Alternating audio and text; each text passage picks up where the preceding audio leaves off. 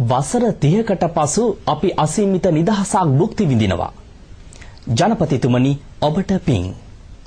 ජනාධිපති මහින්ද රාජපක්ෂ මැතිතුමා ඊයේ සහෝදර දෙමළ ජනතාවගේ සුවදුක් විමසා බැලීමට තුනුක්කාය ප්‍රදේශයට ගිය අවස්ථාවේදී ඔහු මේ බව පැවසූහ.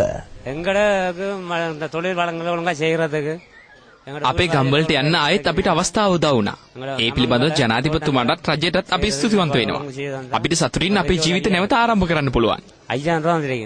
වලකොඩදලේ ඉප තුනුකායලංගල කොනද කාඩි අපේම ප්‍රදේශවලට ආයෙත් එන්න ලැබෙයි කියලා අපි විශ්වාස කළේ නෑ. ඒත් අපිට මේක හීනයක් වගේ. අපේම සහෝදරයෝ නෑදෑයෝ එක්ක අපිට දැන් සතුටින් ජීවත් වෙන්න පුළුවන්. අවුරුදු 25ක් තිස්සේ අඳුර වෙලා තිබ්බ ප්‍රදේශවලට දැන් ආලෝකය වැටලා සංවර්ධනය තාම ශීඝ්‍රයෙන් සිදු වෙනවා. අපේ ප්‍රදේශ තව ටික දවසකින් ශාස්ත්‍රීය ප්‍රදේශ වෙනවා කියලා අපිට විශ්වාසයි. ජනාධිපතිතුමා ගෙන යන මේ වැඩපිළිවෙලත් එක්ක අපේ විශ්වාසය තව දුරටත් තහවුරු වෙනවා.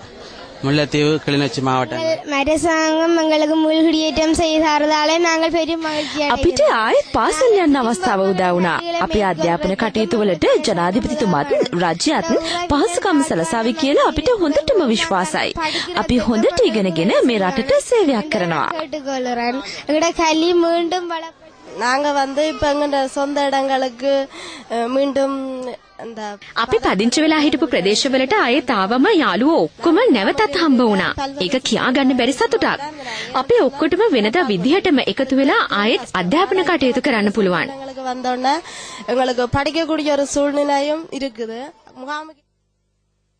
උතුරු වසන්තය වැඩපිළිවෙලටතේ යලි පදිංචි කළ ජනතාවගේ සුවදුක් විමසා බැලීමට ජනාධිපතිතුමා තුනුක්කායි ප්‍රදේශයට යද්දී සහෝදර දෙමළ ජනතාව ඉතා සෙනෙහසින් ජනාධිපතිතුමා පිළිගත්ත. ඔවුන් සියලු දෙනා අතරට ගිය ජනාධිපතිතුමා ඔවුන්ගේ අනාගතය සුරක්ෂිත කරන බවට සහතිකයක් ලබා දුන්නේය. பயங்கரவாதிகள் உங்களை தவறான வழியில் கூண்டு போனார்கள். அது பெரிய பாவம், அது பெரிய அநியாயம். அதன் காரணமாக எமது மக்கள் ஆங்கும் இங்கும் போக வேண்டி வந்தது. அதனால் எமது மக்கள் சொந்த நாட்டில் அகதிகள் ஆனார்கள். இது எமது நாடு. இந்த நாட்டில் நாம் எல்லோரும் ஒரு தாய் மக்களாக வாழ வேண்டும்.